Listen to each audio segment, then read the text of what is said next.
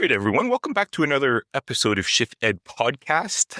I'm coming to you from frigid Laval this morning, but we're going to have a very heartwarming conversation about outdoor play. I have Louise de Lannoy, who is a PhD doctor, who is also the executive director of Outdoor Play Canada. And this podcast, we've been talking a lot about outdoor education and getting our kids outside more because we're almost at this crucial point in time where we need to get them out more playing. So Louise is the perfect person to come in here and tell us a little bit about why, the benefits, and also like how we can support that more within our communities. So Louise, thanks so much for joining us today. Thank you so much for having me. So Louise, I kind of just wanted to ask maybe a little bit of history behind Outdoor Play Canada. How did this come to be? What was the nucleus behind it that wanted to have this kind of countrywide Canadian outdoor play initiative enabled so that hopefully, I saw your mission statement. It is to get kids out more. But can you kind of bring us back through time a little bit and talk about kind of like the history of and where this came from? Sure, I'd love to. So the idea behind Outdoor Play Canada has been around for some time, but it really took off in response to the 2015 position statement on active outdoor play. Right.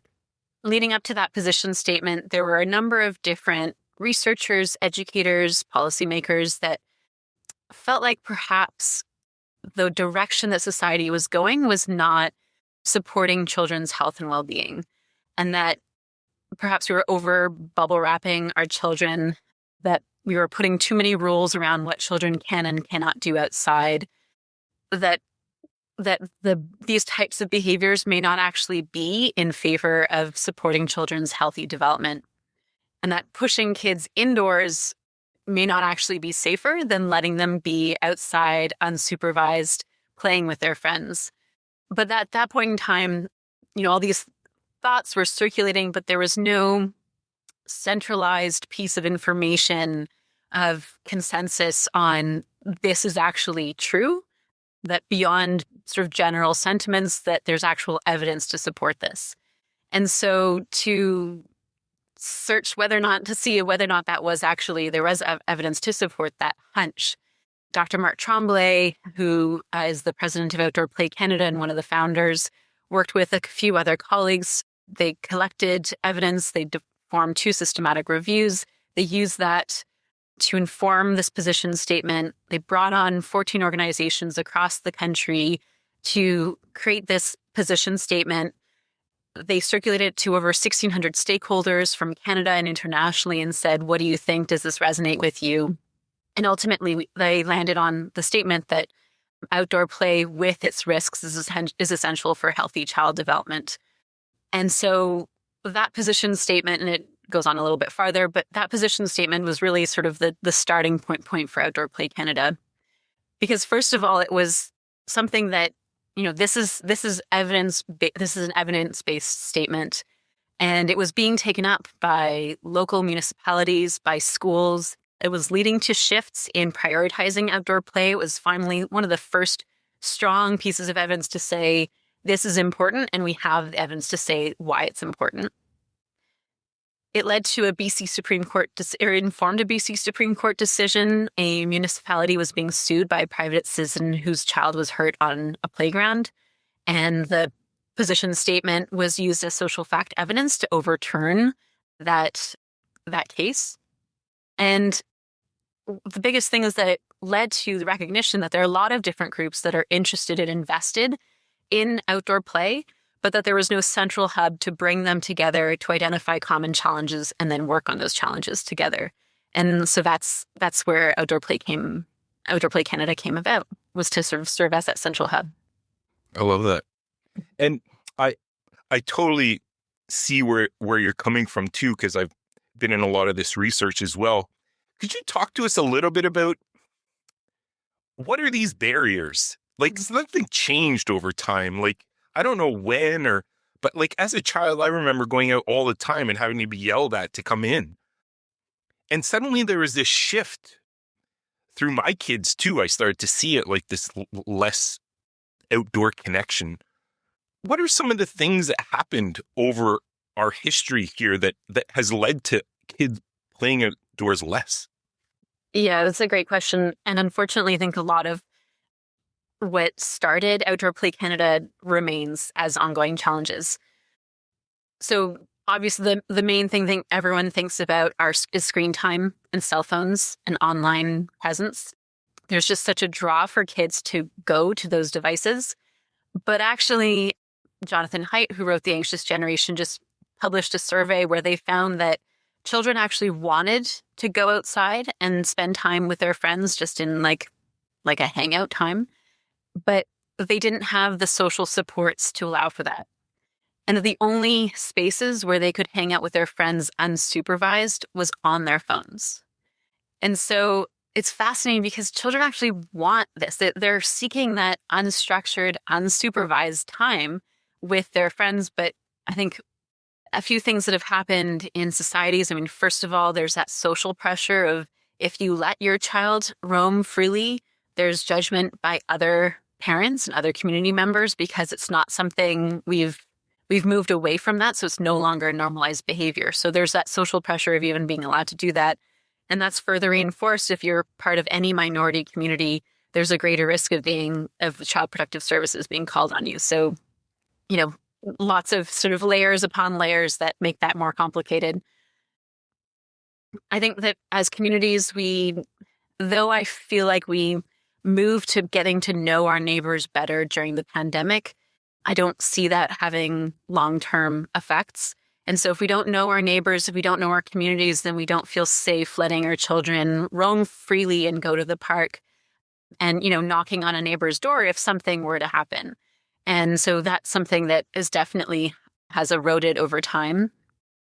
I think, if we step even farther back into the 80s and 90s, as both parents were working and having fewer kids, you end up focusing more of your resources on ensuring that your child grows up successfully.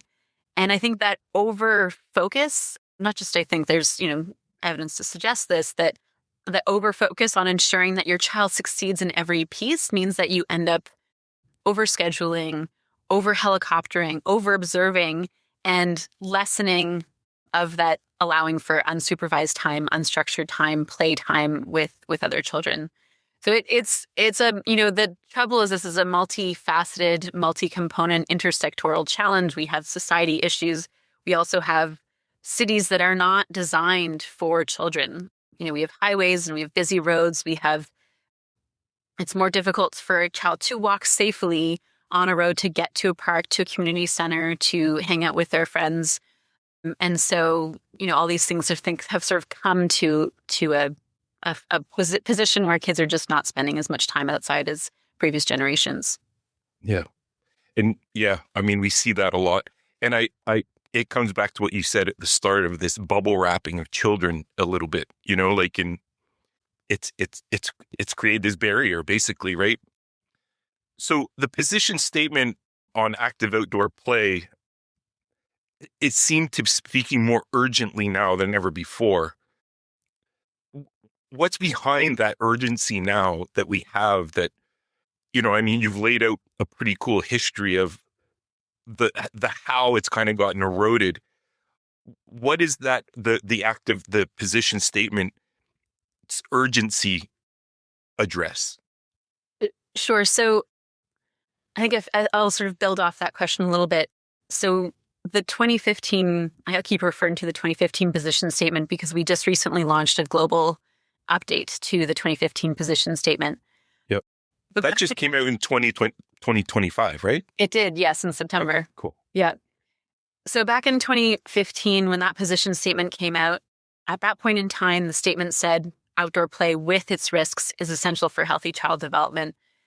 And when it came out, the Canadian Pediatric Society and Parachute Canada were two organizations that were around the table helping to develop that position statement and ultimately felt that they were not comfortable signing off because of the phrase with its risks.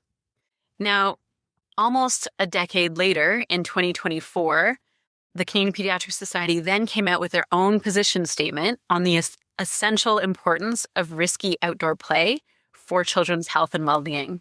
And that was in response to almost a decade's worth of evidence on how essential outdoor risky play is for children's health and well-being, where they specifically state that things like broken bones are within the acceptable level of risk.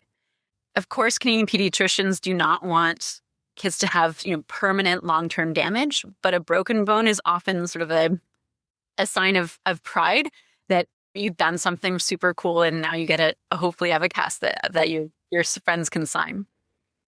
Yeah, exactly.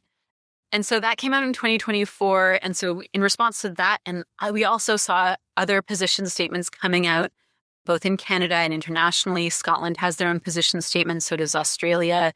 I think Wales does as well. We felt like perhaps this was now an opportunity to do an update, because what we were seeing was that outdoor play wasn't just essential for children's healthy development, but we saw its benefits across all ages.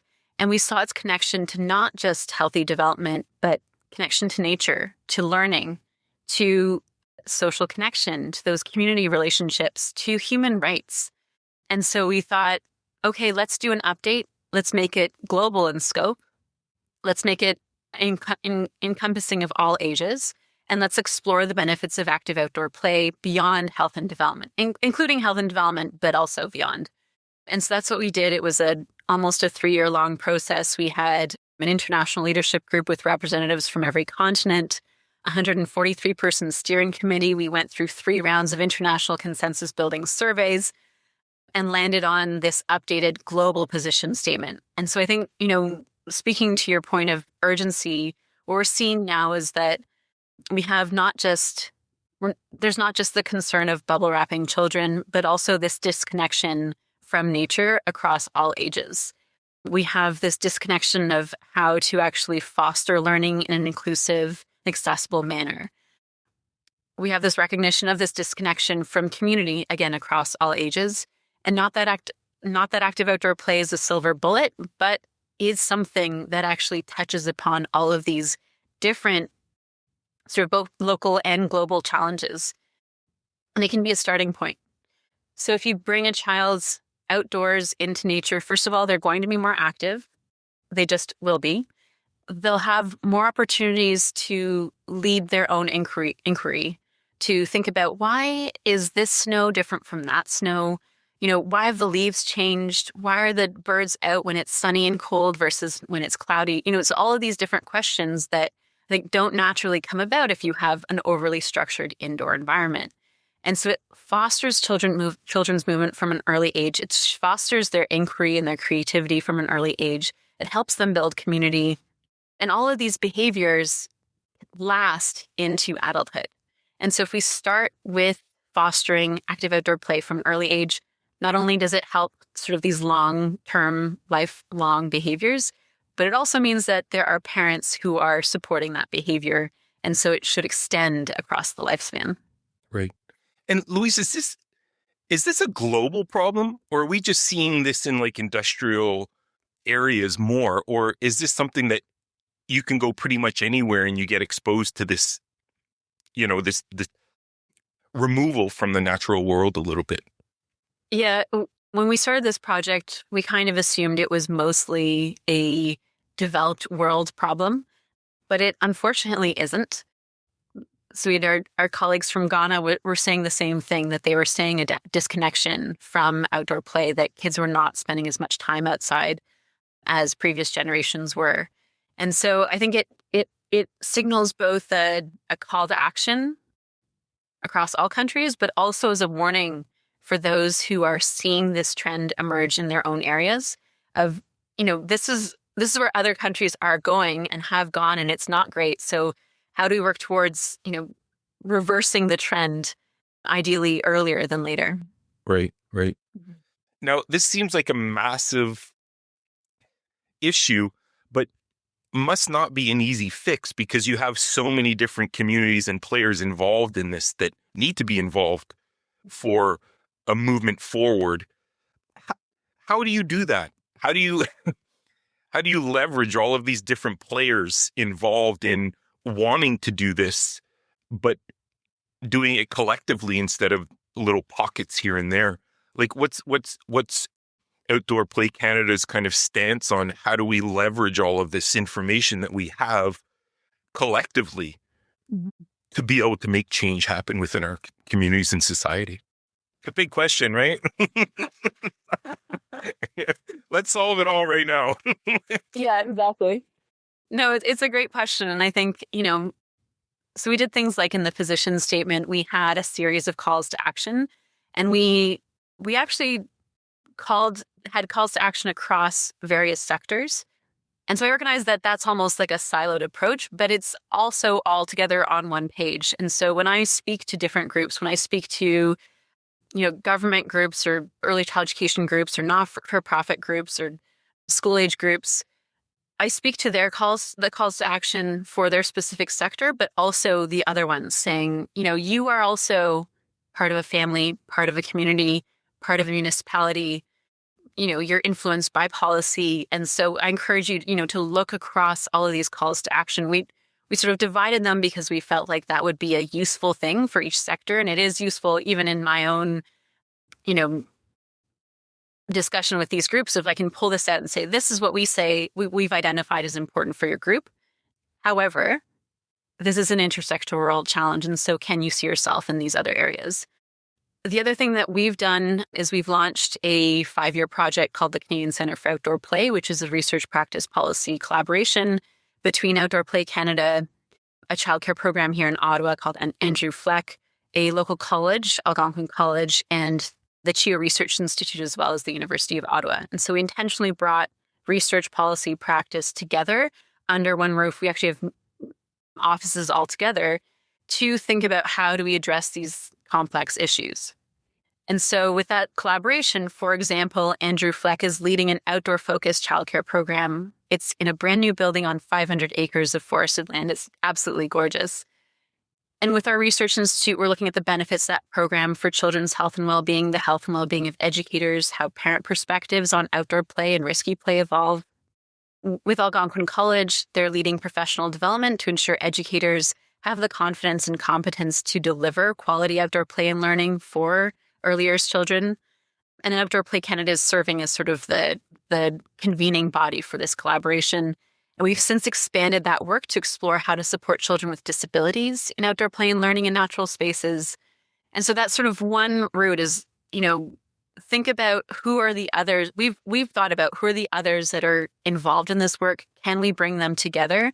And can we work together on solutions? And like I mentioned before, if we can get children outdoors into nature early, that is sort of what we see as sort of one small solution. And then at the same time, as a result, we're having educators going outside on a regular basis. I was just speaking to someone yesterday we have a clothing lending library at the Canadian Centre for Outdoor Play for both children and adults. And this new educator, I donated a few things, and I noticed that she was wearing a sweater that I put into that library. It didn't fit me well, and I was, lots of my clothing are hand-me-downs, so I was happy to be able to pass that along. And she said, I've been in Canada and then in Ottawa 20 years, but I never really spent time outside. So I didn't have clothing to keep me warm. And this is a warm sweater. And it's, very, very helpful. And so, by virtue of this collaboration, we have introduced methods for adults to spend prolonged periods of time outside and to think about what they need to be comfortable. And perhaps it's sort of a small approach, but we have sort of larger ambitions with this project to think about how to ensure that this work doesn't just stay in Ottawa. But I think it's first of all, it's bringing those groups together to think about what are our common challenges and how do we work together to move the needle a little bit forward. Absolutely. I really love that idea too. And small things make big differences sometimes, right? And if you have a lot of them happening, you get that momentum that happens as well. Maybe bringing it a little bit back and it to the educational sphere. How do you help educators move away from this fear?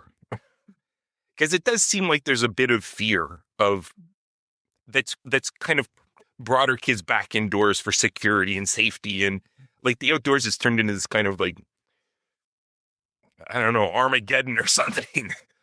How do you start to build that trust that it's okay and that administrators are encouraging teachers do it? You're not wasting time out there.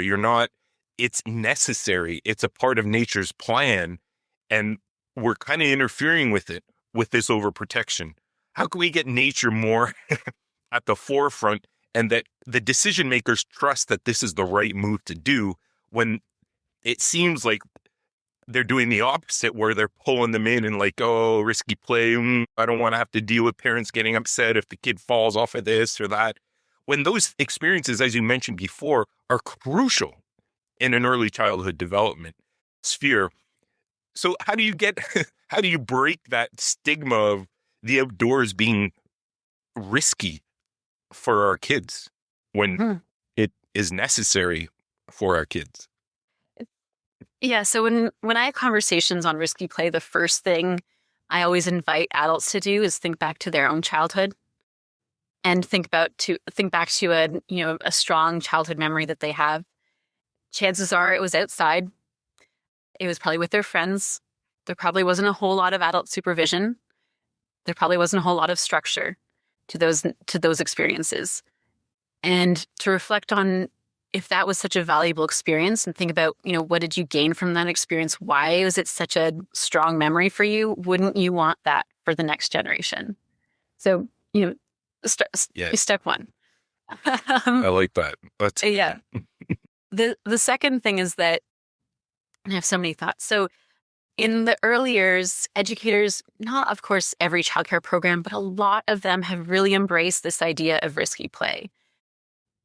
And it's easier to support risky play outside because children can adjust and can engage in risky play according to their own abilities. Risky play is not about throwing a child, regardless of their ability, off of a tree. It's about allowing a child to reach that level of uncertainty that is relative to them. And so I always use the example of growing up, we had neighbors across the street. They're this similar age as I was, and we often climbed trees. I was a bit of a scaredy cat kid, and I would get to the very bottom branch, and that was enough for me. I could feel that thrill. My heart was pumping. I got my sweaty palms going, and I felt like I accomplished something by even getting to that very bottom. The youngest of the three kids from across the street would be at the very top of the tree swaying. And that was the level. She's now a firefighter, so maybe not surprising. But, that's the level of risk that she felt comfortable with. She never fell. The last time there was a serious injury in Canada as a result of falling out of a tree? Not one in the last 20 years. Not a single one. It's so rare, right? This fear we have, but it's such a low percentage of something harmful happening to the kids, right? And kids are designed for rough and tumble. Like their bones are more flexible, and like it's just nature's thought about all this and designed us for this rough and tumble and risky play, which we're afraid of in a way. The other thing is that allowing children those opportunities is essential for helping them become independent, resilient adults. There was a recent randomized control trial led by my colleague Mariana Brusoni and some colleagues out of Europe, where they actually exposed children to risky situations using virtual reality. And what they found was that those children, the children who, so they had two different settings, a playground setting and then an urban setting. And in the playground setting, those children that took greater risks in the playground were better at safely crossing the street in the urban environment setting. Pretty strong evidence to say that one translates to the other. And so by insulating children, by trying to protect them too much when they're young, it actually could potentially lead to them having more dangerous situations and outcomes in other environments and when they're older. Wouldn't you want a child to expose themselves to something risky and then learn how to overcome that, learn how to get around it when the stakes are really low, versus when they're 17, 18, going off to university, for example, and suddenly don't have the tools to manage those things on their own, fully unsupervised by adults. Right. That's a good way to put it, actually. Exactly. And so they carry this stuff, right? Yeah. The other thing I say to educators is that if the Canadian Pediatric Society, if they are saying this is essential, then I can't think of anything like any piece of evidence that's stronger than our pediatricians saying this is essential. We have to be supporting our children in doing this. And then the final thing I would say is that, okay, if you're like, okay, fine, let's figure out how to do this, but my principal, my superintendent are, there's some resistance there. There are a number of resources now available largely for free. So back to Mariana Brusoni's group, outsideplay.org, they have a free tool for both early child educators, and parents to think through different risky play scenarios. And it's sort of like an introduction to risky play. They have additional tools to introduce more outdoor play and learning in school systems. And actually, she just published a book on introducing risky play into schools. So there are quite a few resources out there if educators are interested in introducing this, and you can sort of access it at different levels of readiness. Amazing. Such great information that you're sharing with us today, Louise, and totally necessary, and I'd also say urgent. But what brings you hope of the future? Where do you see those things starting to happen, or the letting go happening a bit more? Let's end this on an upbeat. Where are those pockets that you're seeing where things are starting to realign back to what kids need to develop themselves with nature? Yeah, that's a great question. I mean, I actually have quite a bit of hope. So there are a few really cool things happening in Canada. I mean, first of all, with the global position statement, we've really positioned Canada as a leader in promoting outdoor active play across all ages. And we're working with different communities to sort of say, okay, we've done this. Let's think about how we can actually action this. The second thing that's really cool that's happening is the Free to Play initiative. I don't know if you've heard about it, but Community Foundations of Canada has led this has just announced this $32 million initiative to support active outdoor play and risky play in communities across the country. And so there's major investment in Canada to actually support municipalities in doing this work. And that feels like a big leveraging point moving forward. It is amazing.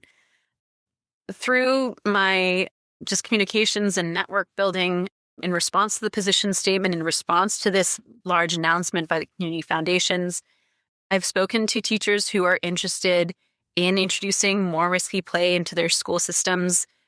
I've been chatting with some colleagues out of the Yukon who want to run a bit of an intervention program. They see this as essential, and their administrators have bought in. We've seen similar things in BC. I think even I'm sure you heard right before the holiday break, there were those new insurance guidelines in Quebec about snow mounds, that if you had a snow mound of like 1.8 meters, that children have to wear helmets and line up and only slide down in a certain manner. And while that's obviously discouraging, it was very encouraging to hear that the premier of Quebec was like, this is insane and has gone way too far. And so I think while trends in society, sometimes we feel like there are steps back, I think we're also seeing quite a few steps forward in supporting children's play. So I actually think that there's a lot to be very optimistic about. I agree with you on that too. I've seen that, and I see the pockets getting a little bit bigger as well, and more of an interest there as well, that I think educators are coming around, and also principals, because in the end, your principal oversees what happens at the school and is ultimately responsible, that they're letting up a little bit more too and starting to see that it's beneficial for our kids. So I think voices like yours need to be heard, and it's such a pleasure having you today, Louise, talk about getting kids out and getting them playing. It seems so easy.